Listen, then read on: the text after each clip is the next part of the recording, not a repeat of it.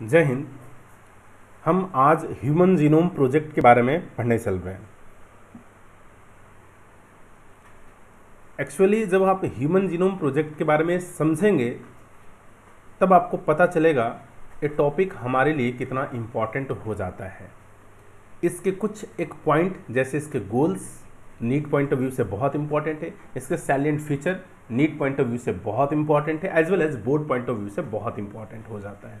ठीक है, human genome project ध्यान रहे दुनिया का, ऐसा बोला जाता है कि दुनिया का ये सबसे बड़ा प्रोजेक्ट आज तक का होता है। यानी अगर बायोमोलिकुलर रिसर्च के ऊपर बात करें तो इससे ज़्यादा फंडिंग, इससे ज़्यादा पैसा आज तक किसी भी प्रोजेक्ट में खर्च नहीं हुआ है।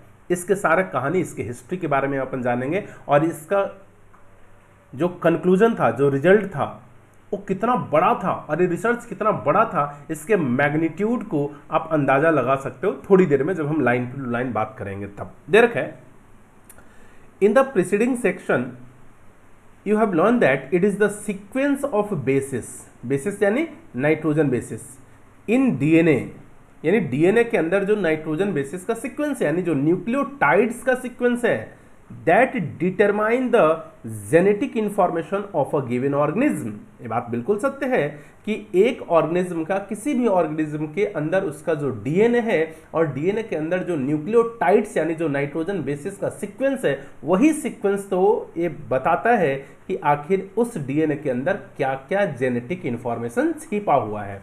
In other words, genetic makeup of an organism or an individual lies in DNA sequences.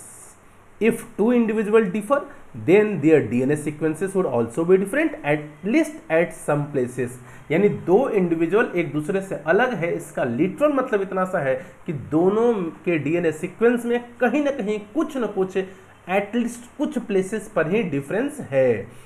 These assumptions led to the quest of finding out the complete DNA sequence of human genome।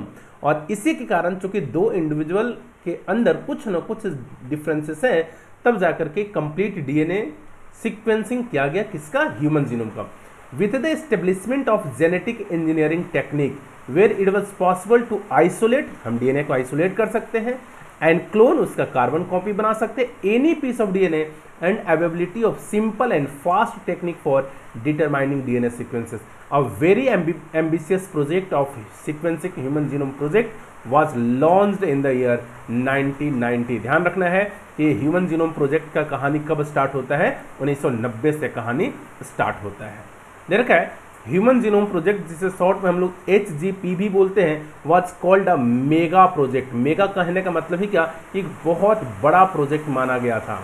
You can imagine the magnitude and the requirement for the project if we simply define the aims of the project as follows। इसका जो M था, अगर सिर्फ उसके बारे में ही हम आपको बता दें, आपको अंदाजा लगेगा कि ह्यूमन जीनोम प्रोजेक्ट का मैग्नीट्यूड कितना बड़ा था। दे रखा है human genome is said to have approximately 3 × 10⁹ base pair. ये बात सबको पता है कि ह्यूमन के जीनोम में, जीनोम यानी एक जीनोम की बातें कर रहा है, हैप्लॉइड कंटेंट की बातें कर रहा है, तो लगभग कितना नाइट्रोजन बेस पेयर है, 3 × 10⁹ बेस पेयर, इतना है। And if the cost of sequencing required is $3 पर बेस पेयर, और एक बेस पेयर के जो सीक्वेंसिंग का कॉस्ट है वो कितना है, यूएस का $3 है। अगर मैं इंडियन रुपए में बात करूं, INR में बात करूं, तो ये लगभग आज के अकॉर्डिंग 210 रुपया, यानी एक बेस पेयर का सीक्वेंसिंग का कॉस्ट कितना है, 210 रुपया। इतने का कितना होगा, इनटू मल्टीप्लाई बाई कर दो 210, तब आपको अंदाजा लगेगा। The estimated cost in the beginning, the total estimated cost of the project would be approximately $9 billion. यानी शुरुआत में जो पूरे ह्यूमन जीनोम का सीक्वेंसिंग का कॉस्टिंग लगाया गया, अंदाजा लगाया गया, वो कितना था, $9 billion. Further, if the obtained sequences were to be stored in a typed form in the books, अगर जो रिजल्ट मिलेगा, जो सीक्वेंस में मिलेगा, उस सीक्वेंस को हम टाइपिंग करके और अगर बुक में स्टोर करें, तब क्या होगा आप देखना, मजा आएगा आपको सुनने में।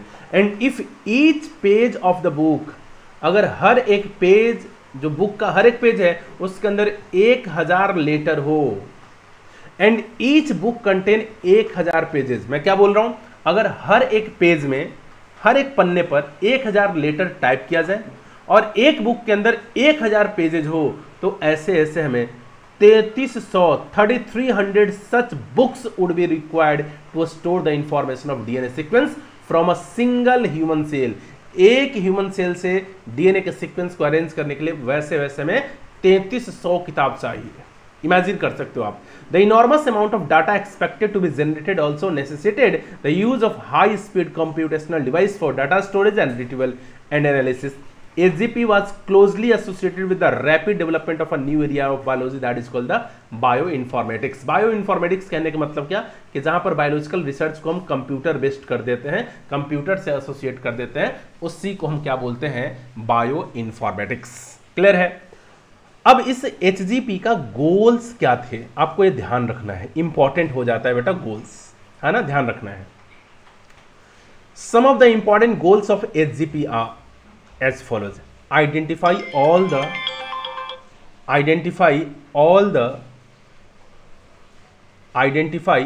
the approximately 20,000 से 25,000 जीन्स इन ह्यूमन डीएनए। यानी एक ह्यूमन डीएनए के अंदर जो भी जितने सारे जीन्स है 20 से 25,000 सारे जीन्स के बारे में पता लगाना, पहला टारगेट। सेकंड क्या था, determine the sequence of 3 billion chemical base pair that make up the human DNA. यानी 3 × 10⁹ बेस पेयर था, इसके एग्जैक्ट सीक्वेंस पता लगाना भी हमारा टारगेट था, हमारा गोल था। थर्ड दे रखा है, store this information in databases. इस इंफॉर्मेशन को डाटाबेस में यानी कंप्यूटर के फॉर्म में स्टोर करना और इस डाटा को एनालाइज करने के लिए टूल्स डेवलप करना। फिफ्थ क्या है, transfer related technology to other sectors such as industry. अब इस डाटा को इंडस्ट्री में कैसे इस्तेमाल किया जाए वो भी देखना था। और सबसे कीमती गोल क्या था कि किसी के भावना को कोई ठेस ना पहुंचे। Address the ethical, legal and social issues, इसे बोलते हैं एलसी। ये भी फुल फॉर्म आपको ध्यान रखना है। कई बार ये आपसे एलसी के बारे में पूछा जाता है कि एलसी स्टैंड फॉर व्हाट, तो आपको ध्यान रखना है ethical, legal, social issues that may arise from the project. यानी किसी की भावना को कोई ठेस पहुंच जाए, है ना, उसका भी हमें ध्यान रखना पड़ेगा। The human genome project was a 13-year project. 13 साल का ये प्रोजेक्ट तैयार किया गया था। कोऑर्डिनेटेड बाय, स्टार्ट किसके थ्रू किया गया था, कोऑर्डिनेट कौन कर रहा था, US department of energy and national institute of health. यानी ये दोनों मिलकर के, US department of energy and the national institute of health, ये दोनों मिलकर के प्रोजेक्ट को स्टार्ट किए थे। During the early year of the HGP, the Wellcome Trust, एक यूके का, यूनाइटेड किंगडम का एक ट्रस्ट है, एक ऑर्गेनाइजेशन है जिसका नाम है वेलकम ट्रस्ट। ये भी रिसर्च के में बहुत हाईली पार्टिसिपेट करता है, बहुत ज़्यादा पार्टिसिपेट करता है। Become a major partner. Additional contribution came from Japan, France, Germany, China and others. India वालों का भी था थोड़ा बहुत। The project was completed in 2003। 2003 में प्रोजेक्ट को कंप्लीट कर दिया गया, ये भी ध्यान रखना है। The project was completed in 2003। Knowledge about the effects of DNA variation among individuals can lead to revolutionary new ways to diagnose, treat, and someday prevent the thousands of disorder that affect human being। यानी अगर sequence के बारे में पता चल गया, हमें उनके अंदर जो गड़बड़ियां है उसके बारे में पता चल गया, डीएनए के वेरिएशंस के बारे में पता चल गया, तो हम पता लगा सकते हैं कि कोई डिजीज का क्या क्या कारण हो सकता है। Besides providing clues to understanding human biology, learning about non-human organism DNA sequences can lead to an understanding of their natural capabilities that can be applied towards solving challenges in healthcare, agriculture, energy production, environmental remediation यानी ठीक करना। Many non-human model organisms such as bacteria, yeast, C. elegans बहुत important है, C. elegans, Caenorhabditis elegans, Drosophila भी बहुत important है, plants have also been sequence, इन सब का भी सीक्वेंसिंग हो चुका है, आपको ध्यान रखना है। किनका, बैक्टीरिया का, ईस्ट का, सी एलिगेंस का, ड्रोसोफिला का, राइस का, प्लांट में राइस का, एरोडोप्सिस का, इन सब का सीक्वेंसिंग कर दिया जा चुका है।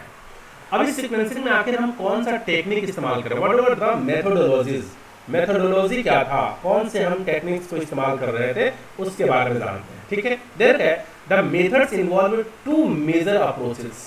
One approach focused on identifying all the genes पहला अप्रोच क्या था कि जितने सारे जीन्स हैं सारे जीन्स के बारे में पता लगा लेना, दैट आर एक्सप्रेस, जो अपने आप को एक्सप्रेस करवाता है एज किस फॉर्म में, आरएनए के फॉर्म में, और इनका नाम दिया गया EST, एक्सप्रेस सीक्वेंस टैग। ये भी आपको फुल फॉर्म याद रखना है।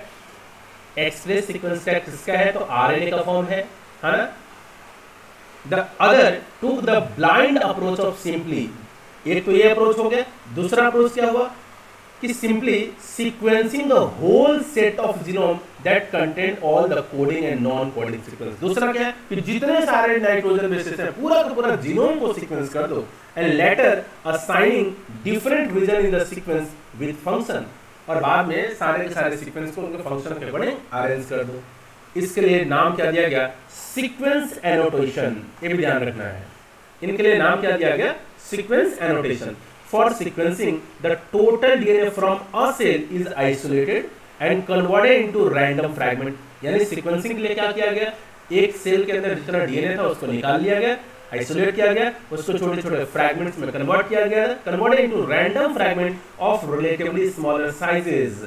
Recall, DNA is a very long polymer and there are technical limitation in sequencing very long pieces of DNA। और ये जो छोटे छोटे पीस था, ये जो रिलेटिवली स्मॉलर साइज का जो हमें फ्रैगमेंट मिला, इन्हें हम क्या कर दिए, and cloned in suitable host, इनका क्लोनिंग बना दिए यूजिंग स्पेशलाइज्ड वेक्टर। वेक्टर को इस्तेमाल करके, वेक्टर क्या होता है, तो व्हीकल जिसके थ्रू हम किसी डीएनए के एक टुकड़े को एक जगह से दूसरे जगह ट्रांसफर करते हैं और रेप्लिकेशन करवाने में हेल्प करता है vector. The cloning resulted into amplification of each piece of DNA fragment so that it subsequently could be sequenced with ease। The commonly used host were bacteria and yeast, and the vector were bacterial artificial chromosome and yeast artificial chromosome। ये para भी आपको यहाँ तक याद रखना है, अच्छे से ध्यान रखना है कि वेक्टर बैक क्या है, यैक क्या है, सब याद रखना है। The fragment were sequenced, fragments को सिक्वेंस किया गया यूजिंग कौन से टेक्निक को, ऑटोमेटेड डीएनए सीक्वेंसर। ये मशीन है जिसके थ्रू ये सीक्वेंस किया गया। That worked on the principle of a method developed by Frederick Sanger। ध्यान रखना है, ये जो सीक्वेंसिंग मेथड है बताने वाले साइंटिस्ट कौन थे, फ्रेडरिक सेंगर साहब। Remember, Sanger is also credited for developing method for determination of amino acid sequence in protein, ये भी ध्यान रखना है। This sequences were then arrange based on some overlapping region, कुछ जो ओवरलैपिंग रीजन कॉमन रीजन थे उस सीक्वेंस के बेसिस पर सारे के सारे सीक्वेंसेस को अरेंज कर दिया गया। This required generation of overlapping fragment for sequencing। Alignment and arrangement of these sequences were humanly not possible। इसको ह्यूमन के थ्रू हाथों से आर्टिफिशियली करना पॉसिबल नहीं था। Therefore, a specialized computer based program were developed। Computer based program भी develop किया गया। These sequences were subsequently annotated and were assigned to each chromosome। The sequence of chromosome number was complicated। The sequence of chromosome number was complicated only in May 2006। This was the